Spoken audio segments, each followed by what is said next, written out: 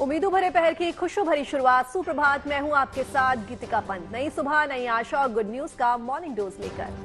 नमस्कार, मैं हूं आपके साथ शगुफ्ता साहिल देव। तो बिना रुके बिना थमे अगले 1 घंटे में गुड न्यूज की मैराथन दौड़ होगी, लेकिन सबसे पहले नजर आज की उन 5 खबरों पर जिनमें है इंडिया के लिए गुड न्यूज।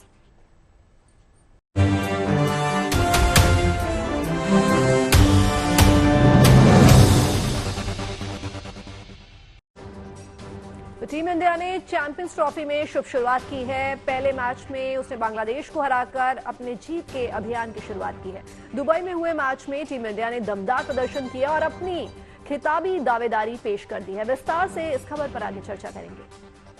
देखिए, उत्तर भारत के पहाड़ी इलाकों में एक बार फिर से हुई बर्फबारी ने उत्सव का मौका दे दिया है। भारी संख्या में पर्यटक बर्फबारी वाले इलाकों का रुख कर रहे हैं। उत्तराखंड हो, हिमाचल हो, जम्मू कश्मीर हो, इन राज्यों के हिल स्टेशन सैलानियों से भर गए हैं और बर्फ से पूरा इलाका भी सुहाना हो गया है। प्रकृति इस अनोखे श्रृंगार की तस्वीरें आपके सामने रखेंगे। तो बसंत पंचमी में ही मथुरा वृंदावन में होली का शुभारंभ हो जाता है, इसलिए आपको द्वारकाधीश का दर्शन भी हम करवाएंगे और वहां चल रहे होली महोत्सव के रंग भी दिखाएंगे। मथुरा वृंदावन में होली का महोत्सव बसंत पंचमी से शुरू होकर 40 दिनों तक चलता है। और देखिए, आपको महाकुंभ के रंग भी दिखाएंगे। 13 जनवरी से शुरू हुआ ये आस्था का उत्सव अब अपने अंतिम पड़ाव पर है, लेकिन लोगों के उत्साह में कोई कमी देखी नहीं जा सकती। श्रद्धालुओं की संख्या लगातार बढ़ती जा रही है। वीकेंड पर यानी आज शाम से एक बार फिर से श्रद्धालुओं का अपार समंदर उमड़ने वाला है। इसको लेकर रेलवे से लेकर प्रशासन और ज्यादा इंतजाम करने में जुट गया है। आपको सिंगर और रैपर हनी सिंह से भी मिलवाएंगे, जो इन दिनों अपने अपकमिंग मिलेनियर इंडिया टूर को लेकर चर्चा में है। टूर की शुरुआत कल से मुंबई से हो रही है। मिलेनियर इंडिया टूर के जरिए हनी सिंह भारत के 10 शहरों में परफॉर्म करेंगे। टूर में क्या होगा खास और आगे विस्तार से हम इस पर करेंगे चर्चा। मुझे लगता है शगुफ्ता, ठंड ना जाते जाते फिर से यूटर्न लेके वापस लौट आई है। हमने माहौल पूरा तैयार कर दिया। मतलब लोगों के स्वेटर उतर चुके थे दिल्ली एनसीआर में, फिर से जो है। आपने सर्दियों के कपड़े पैक किए या नहीं, अभी तक तो नहीं किए। हम सबसे लास्ट में होने वाले हैं पैक करने वाले। वही हाल हिमाचल का है, वही हाल उत्तराखंड का है, वही हाल जम्मू कश्मीर का है। इन राज्यों के ऊंचाई वाले इलाकों में मौसम ने एक बार फिर से करवट ली है। यहाँ ताजा बर्फबारी से सैलानियों के चेहरे खिल गए हैं। इन इलाकों में मौसम सैलानियों के लिहाज से काफी सुहाना हो गया है। दूर दूर से सैलानी यहाँ पहुंचने लगे हैं, खासकर हिल स्टेशन पर। पर्यटकों की भीड़ बढ़ने से स्थानीय लोगों में भी खुशी देखी जा रही है। इस साल बर्फबारी कम होने से कारोबारियों में भी मायूसी थी।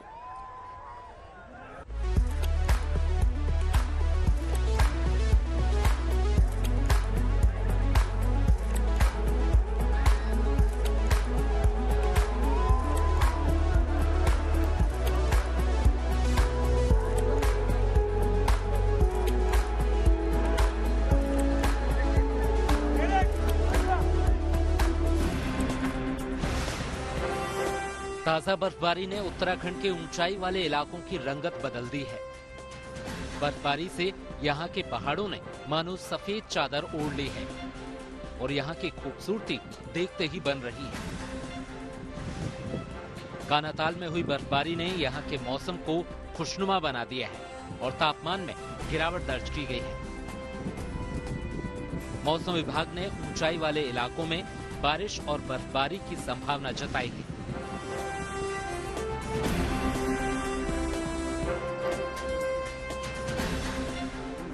ये केदारनाथ धाम की ताजा तस्वीरें हैं।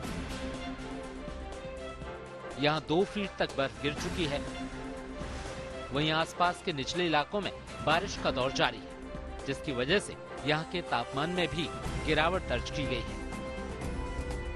शिवरात्रि पर केदारनाथ धाम के कपाट खुलने का दिन तय है, लिहाजा बर्फबारी के बीच यहाँ तैयारियां जारी हैं और आईटीबीपी के जवान भी मुस्तैदी से सुरक्षा तैयारियों में जुटे हैं।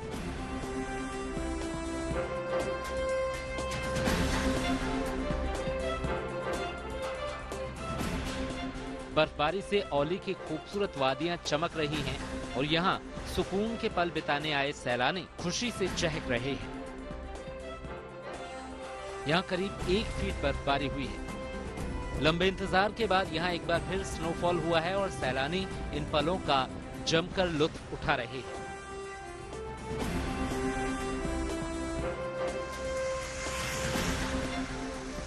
वहीं हिमाचल प्रदेश की बात करें तो मनाली समेत यहाँ के ऊपरी इलाकों में बर्फबारी का दौर शुरू हो गया है।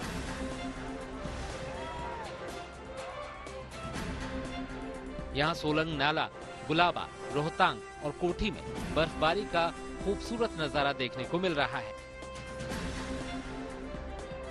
सोलंग नाला में बर्फबारी के बीच सैलानी पैराग्लाइडिंग का लुत्फ लेते नजर आए। जाहिर है टूरिस्ट यहां बर्फबारी का दीदार कर बेहद खुश हैं। आते ही इतना अच्छा लग रहा है, और मैं बचपन में आई थी तब भी मुझे कभी इतनी बर्फ नहीं मिली थी यहाँ पे, बट आज बहुत like heaven, I can feel heaven here. इतना सुंदर है सब कुछ, और मतलब मैंने अपने पेरेंट्स को भी अपनी वीडियोस भेजी है, वो भी इतना राजस्थान में इतना खुश हो रहे हैं, उन्हें वहाँ इतना अच्छा लग रहा है कि वाह, मतलब बर्फ बहुत अच्छा है सब कुछ यहाँ पे। हम लोग को बहुत मजा आ रहा है, यहाँ पे बहुत ही अच्छा माहौल है, एकदम ठंड हो रही है, स्नोफॉल हो रही है, बहुत ही अच्छा एंजॉयमेंट हो रहा है। यहाँ पे आके हमें इतना प्यारा लगा है, इतना ठंडा मौसम हो रखा है, इतनी स्नोफॉल इस समय अनएक्सपेक्टेड थी, इतने दिनों से हो नहीं रही थी। हम जयपुर से हैं, जयपुर में इतनी गर्मी हो रखी है इस समय भी, और यहाँ पे आके हम बर्फ में खेल रहे हैं, इतना मजा आ रहा है, it's just feel like heaven. हाँ, जन्नत फील हो रही है हमें। बर्फबारी के बीच पर्यटकों का उत्साह चरम पर है। चारों ओर बर्फ से ढके पहाड़ और मैदान यहाँ जन्नत का एहसास करा रहे हैं। हिमाचल के डलहौजी में बर्फबारी ने इन सैलानियों की मौज बहार कर दी है। यहाँ हम लोग डलहौजी में आए थे, फर्स्ट टाइम बर्फ देखने के हिसाब से आए थे। कल से दुआ कर रही थी कि यहाँ पे स्नो, और आज फाइनली यहाँ पे स्नो हो ही गई। Oh my god, I can believe it. My name is Tayyaba, I am from Mumbai, और हमें नहीं लगा था डलहौजी में बर्फ देखने मिलेगी लाइव, पर अभी देखने मिल रही है, तो it's dreams comes true. Dalhousie एक ऐसा जगह है जहाँ पे स्वर्ग का नजारा है, एक हेवन है, इतना अच्छा कि मतलब मैं बता नहीं सकती हूँ। मुंबई तो बस एक सपनों का शहर है, पर यहाँ पे आके घूमने का, जीने का एक अलग ही अंदाज है। पूरी घाटी अब बर्फ की सफेद चादर में लिपटी नजर आ रही है। तापमान में भी भारी गिरावट दर्ज की गई है। कुछ एक इलाकों में तो तापमान -, डिग्री तक जा पहुंचा है। हालांकि मौसम के बदले मिजाज को देखते हुए प्रशासन ने एहतियाती कदम भी उठाए हैं। पुलिस बल को महत्वपूर्ण स्थानों पर तैनात किया गया है। मनाली के नेहरू कुंड तक सभी वाहनों को जाने की अनुमति है, जबकि सोलंग नाला और अटल टनल की तरफ केवल 4x4 वाहनों को ही जाने दिया जा रहा है।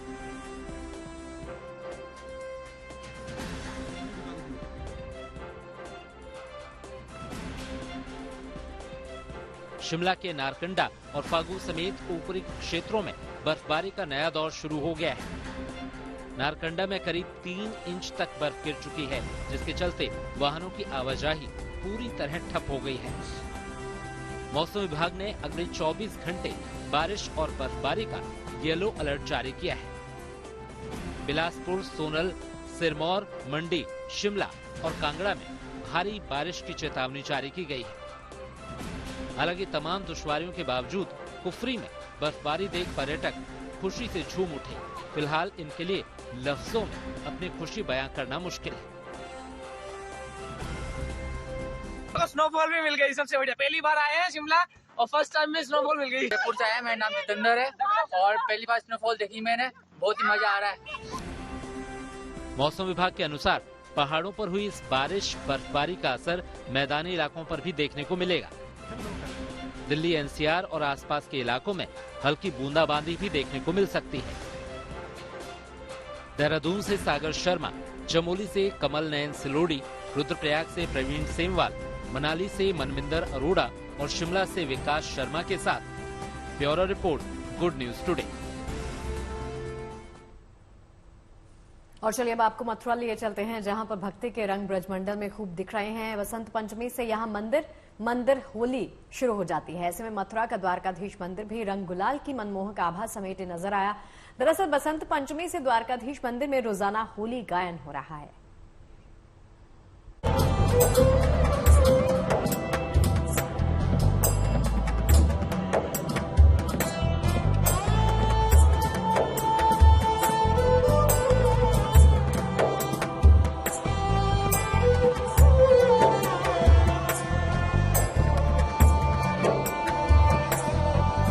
ब्रज के ब्रज प्रसिद्ध द्वारकाधीश मंदिर में और पुष्टीय मार्गीय संप्रदा से मंदिर चलता है।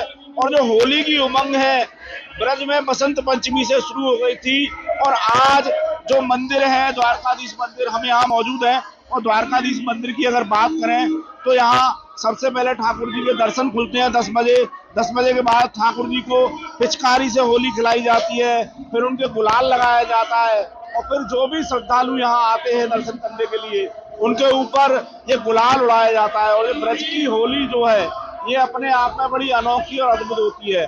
बसंत पंचमी से ब्रज में होली शुरू हो जाती है जो अब धीरे धीरे अपने सुरूर और समाप्त पर आएगी। और यहाँ आने वाले श्रद्धालु जो होली में आते हैं वो इस होली का आनंद ले अपने आप को बड़ा प्रफुल्लित होते हैं, बड़ा भगवान का भक्त मानते हैं कि भगवान का बड़ा हमारे ऊपर कृपा है जो हम ब्रज में आकर ठाकुर जी के साथ होली खेल रहे हैं। तो ब्रज के जो तमाम मंदिर हैं उनमें अब इसी तरह की होली और इसी तरह का नजारा देखने को मिलेगा।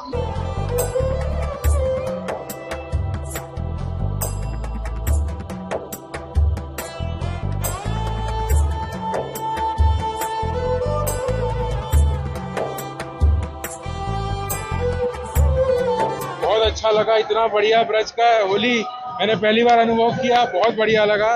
द्वारकाधीश का आशीर्वाद मिला, इससे अच्छा क्या हो सकता है। अंदर से होली हो गया, अंदर से कुछ लग रहा धुल गया मेरा, बहुत ज्यादा लेके जा रही हूँ, पता नहीं कितना भर के रख पाऊंगी उनको अपने पास। मेरे लल्ला है घर में, तो ऐसा लग रहा था लल्ला मैया को लगा रहे हैं होली। बहुत आनंद, बहुत ये बात ना आकर समझ नहीं आता था मैं क्या पाया हूँ, भगवान से आज क्या पाया हूँ मुझे मालूम है होली क्या है। मुझे मैंने इमेजिन ही नहीं हो रहा है कि मैं यहाँ हूँ आज। ऐसे भव्य दर्शन और ऐसी होली मैंने अपने जीवन में आज तक नहीं देखी और आज बहुत ही दिल बहुत खुश हो गया, मैं बहुत खुश हूँ आज, एकदम भाव विभोर हो गई।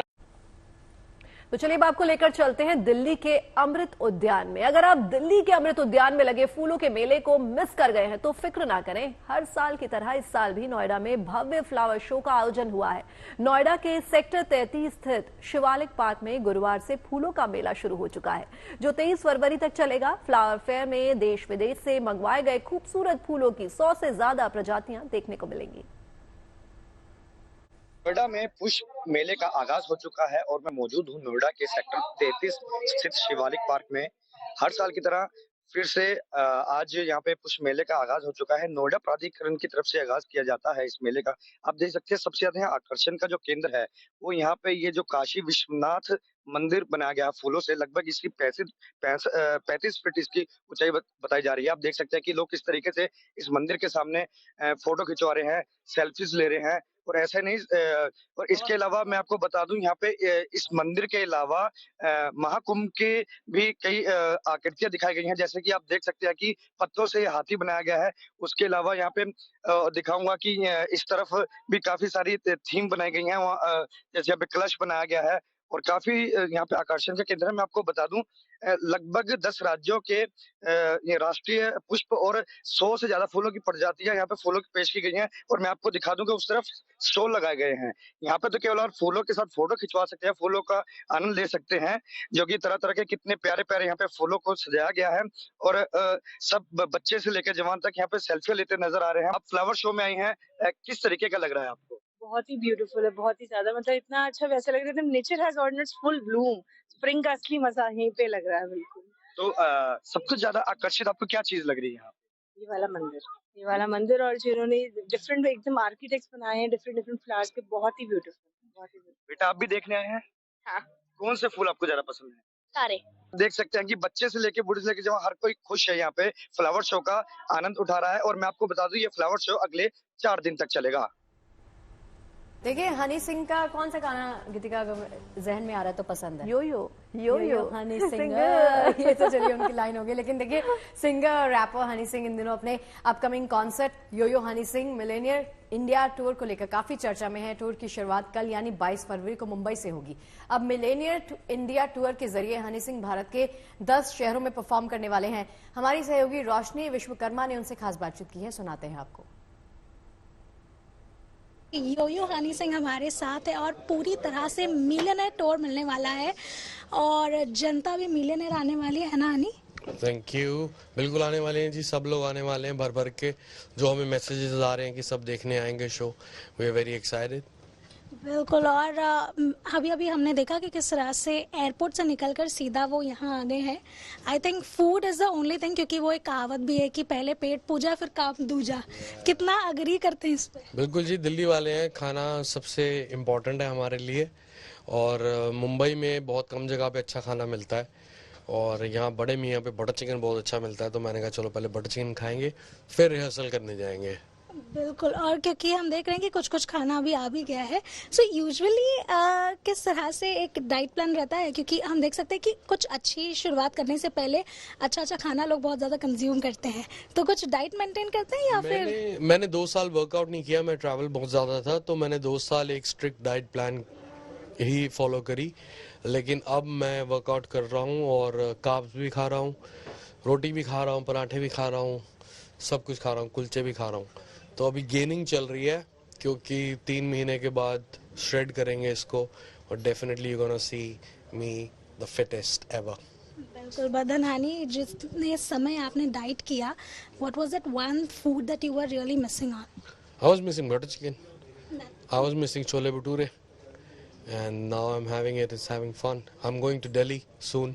In 3-4 days, I'm gonna have chole bhature from there. बिल्कुल। और यूजुअली दिल्ली वालों को मुंबई का खाना पसंद नहीं आता है, वो काफ़ी कंप्लेनिंग होते हैं, तो कुछ है आप में कंप्लेनिंग या फिर कुछ जगह हैं जो सच में आपको ऐसा लगता है कि मुंबई थोड़ा कंपटीशन में है? नहीं, मुंबई कंपटीशन में बिल्कुल नहीं है, मुंबई काफ़ी पीछे है। लेकिन यहाँ की भी फिलॉसफी ये है मुंबई की कि यहाँ पे बहुत ज़्यादा काम करने वाले लोग हैं जो 9 to 5 काम नहीं करते, 24 घंटे काम करते हैं। तो इन्होंने कभी खाने को इतना तवज्जो नहीं दी जितना हम दिल्ली वाले देते हैं कि यार चलो काम बाद में करेंगे, पहले खाना खाते हैं। तो ये लोग बहुत मेहनती लोग हैं मुंबई के लोग, और ये बस चलते फिरते मैंने जो देखा है कि खा लेते हैं, चलो ये मिल गया तो ये खा लिया, चलो ये मिल गया तो ये खा लिया, काम करो। तो उस तरह से देखा जाए तो यहाँ पे ज़्यादा अच्छे रेस्टोरेंट्स मुझे मिले नहीं पिछले 12-13 सालों में।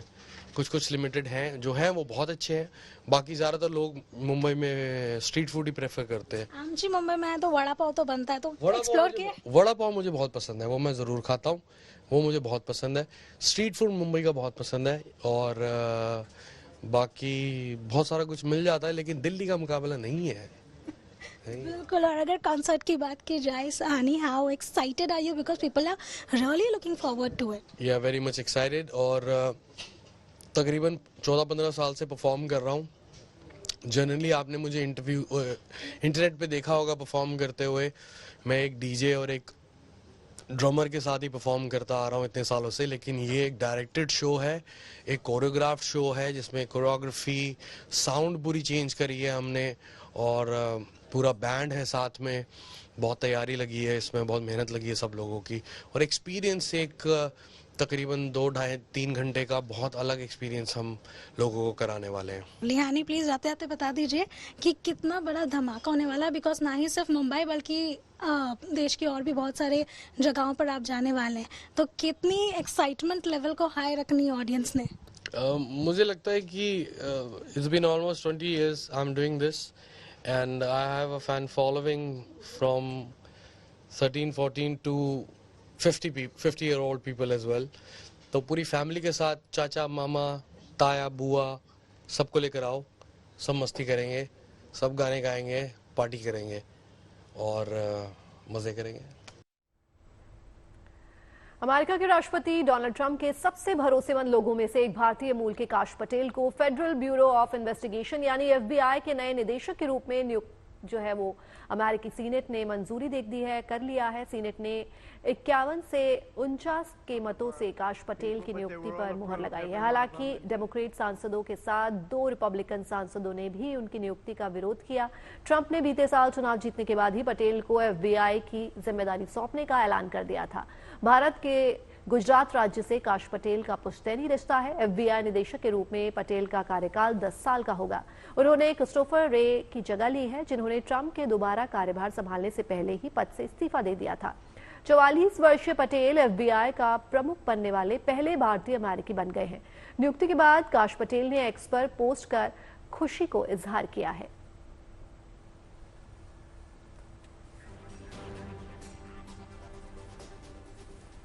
और चलिए अब आपको लेकर चलते हैं ऐसे आयोजन में जो राज्यों के पर्यटन विकास के साथ जुड़ा है। ये आयोजन दिल्ली के यशोभूमि कन्वेंशन सेंटर में किया जा रहा है। एक ट्रैवल एक्सपो है जहां एक ही मंच पर देश विदेश के टूर प्लानर्स और राज्य सरकार के पवेलियन लगाए जाते हैं। इनमें 28 राज्यों के पर्यटन विभाग और टूरिज्म बोर्ड के साथ 50 विदेशी टूरिज्म बोर्ड्स भी पहुंचे हैं।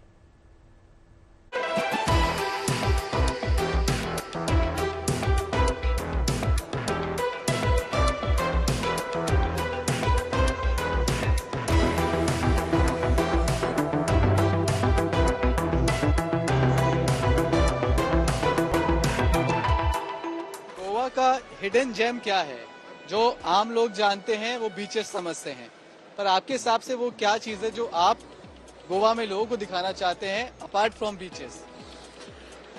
हिडन जेम हम बोले तो गोवा के लोग और गोवा का कल्चर, संस्कृति, ये सबसे अलग है। दुनिया के कोई भी टूरिज्म डेस्टिनेशन हो, वो गोवा के लोगों से और गोवा के कल्चर से, संस्कृति से मैच नहीं कर सकते। स्पिरिचुअलिटी की आजकल बहुत बात होती है। गोवा को कैसे आप स्पिरिचुअल एरियाज से, स्टेट से आप कनेक्ट करने की कोशिश कर रहे हैं? गोवा में जो लोग आते हैं वो मेमोरी तैयार करने के लिए, अपना एक नॉस्टैल्जिक मोमेंट तैयार करने के लिए, तो उसको सन एंड सी पार्टी वो तो सब मालूम था, लेकिन रीजनरेटिव टूरिज्म जो हमने नई संकल्पना शुरू की है, जो आज हम लोगों के सामने लाके दिखा रहे हैं, वहाँ से लोगों का है अपना गोवा का कल्चर, ट्रेडिशन, हेरिटेज कभी लोगों ने देखा नहीं था।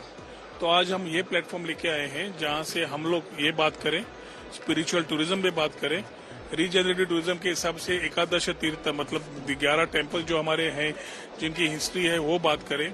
एक्सपोजिशन हाल ही में हुआ था जहाँ पूरे सब देश के और दुनिया के लोग यहाँ पे आए थे गोवा में, उसकी बात करें तो it allows us to showcase much more. Thank you so much sir.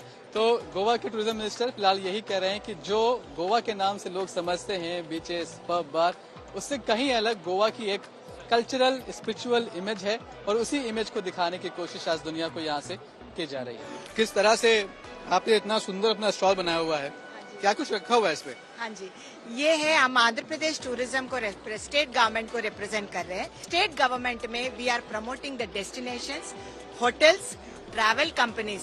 अगर होटल्स और ट्रैवल कंपनीज के साथ साथ भी इस बार हमने एक अलग किस्म से जियोग्राफिकल इंडिकेटेड टैग्ड प्रोडक्ट्स जो कल्चर को प्रमोट करने वाले। तो सबसे पहले है हम आपको दिखाएंगे ये एटिकोप्पाका टॉयज। इस बार हमें 26 रिपब्लिक डे परेड में 3rd प्राइज इसको मिला है। क्या नाम है इनका? एटिकोप्पाका टॉय, एटिकोप्पाका बोम्मलू। ये एक छोटे से गांव नाम है जिसमें ये सारे विलेजर्स ये ही टॉयज और ये नेचुरल ब्लेंडेड है। ये सब नेचुरल कलर्स के साथ किया है और ये वुड भी वहीं पर ही मिलती है।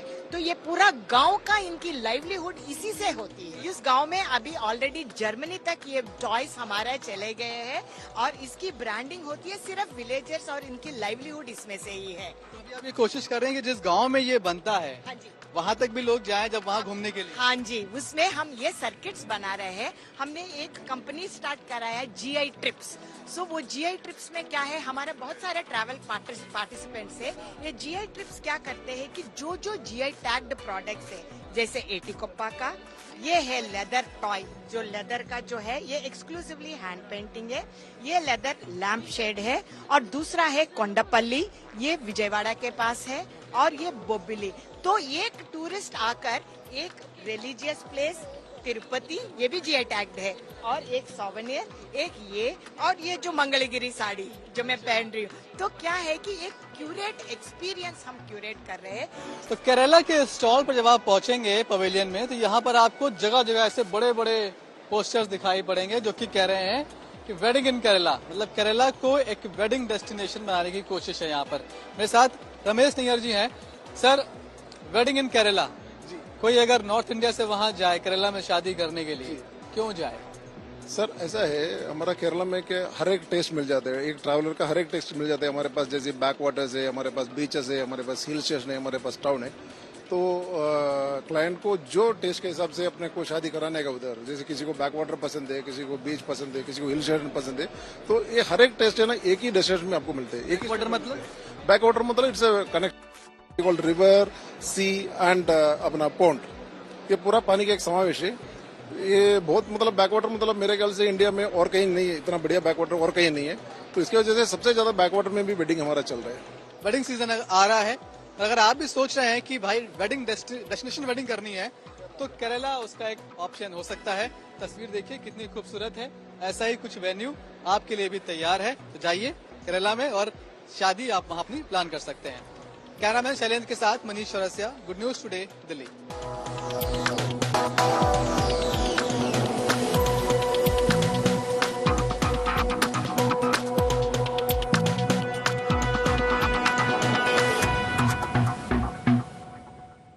और चलिए अब बात आस्था के महामेले यानी कि महाकुंभ की कर लेते हैं। पावर्ड बाय पैसाबाजार.com, लोन से ही मिलेगा यही।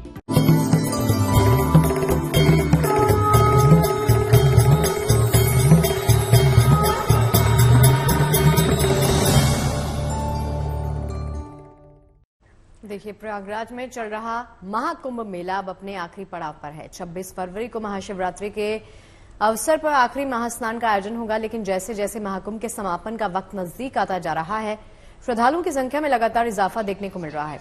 महाकुंभ का आखिरी वीकेंड होने पर महाकुंभ प्रशासन को उम्मीद है कि प्रयागराज के संगम घाट पर भारी संख्या में श्रद्धालु पहुंचेंगे। इसीलिए प्रशासन अभी से मुस्तैद हो गया है ताकि किसी भी श्रद्धालु को कोई भी दिक्कत ना हो। चूंकि ज्यादातर श्रद्धालु दूर दूर इलाकों से ट्रेन के जरिए पहुंच रहे हैं, इसीलिए रेलवे भी लगातार स्पेशल ट्रेनें चला रहा है। रेलवे का प्लान यह है कि वीकेंड पर भीड़ बढ़ने की उम्मीद को लेकर खास इंतजाम किए जाएं और ज्यादा ट्रेनों को चलाने की बात भी की जाए ताकि श्रद्धालुओं को कोई भी परेशानी ना हो।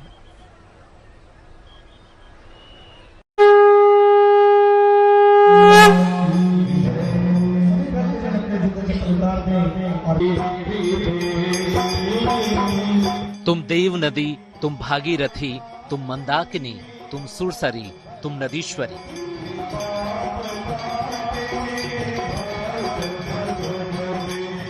संगम तट पर मां गंगे की स्तुति मन और आत्मा दोनों को शीतल कर देती है। और जब महाकुंभ जैसा पावन अवसर हो तो कोई भक्त इसे छोड़ना नहीं चाहता। यही वजह है कि तीर्थराज प्रयाग में इन दिनों आस्था भक्ति का महासागर उमड़ रहा है। ये महाकुंभ का आखिरी हफ्ता होगा, लिहाजा प्रशासन का मानना है कि वीकेंड पर प्रयागराज में भक्तों की और भारी भीड़ उमड़ सकती है। इसे देखते हुए खास इंतजाम किए जा रहे हैं। वीकेंड पर सभी तरह के वीआईपी पास रद्द कर दिए गए हैं। लोगों को शहर के बाहर बने पार्किंग एरिया में अपने वाहन पार्क करने होंगे। शनिवार रविवार को वीआईपी मोमेंट पर रोक रहेगी ताकि यहां आने वाले श्रद्धालुओं की यात्रा सुगम रहे। जाहिर है पूरे देश और दुनिया से भक्त संगम में आस्था की डुबकी लगाने उमड़ रहे हैं। समाज के हर तबके, हर वर्ग में महाकुंभ को लेकर गजब का उत्साह देखने को मिल रहा है। भक्ति, आस्था और विश्वास के सहारे ये भक्त तमाम बाधाओं को लांघ गंगा स्नान के लिए संगम तक पहुंच रहे हैं। बैसाखी से आप जो है पूरा यहाँ पर चल रहे हैं, किसी का मैं देख रहा था सहारा भी नहीं ले रहे हैं, तो थके नहीं आप चलते हुए? थके हैं कुछ। कुंभ का जुनून है।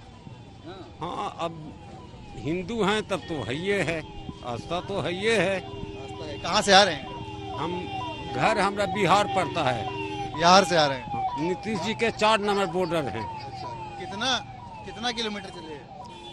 अब स्टेशन से जोड़िए ना, यहाँ कितना है? काफी दूर है, कई किलोमीटर तो है। 15 कितनी देर लग गई? कितनी देर लग गई? 4 बजे से चलते रहे तो 10 बजे स्नान किया।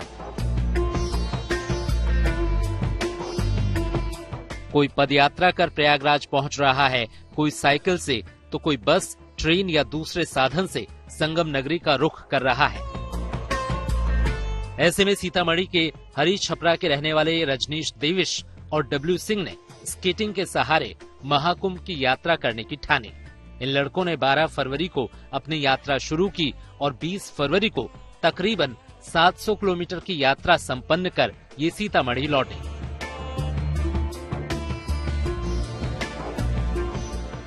संगम नगरी में भक्ति आस्था के साथ ही सेवा भाव भी खूब दिखाई दे रहा है।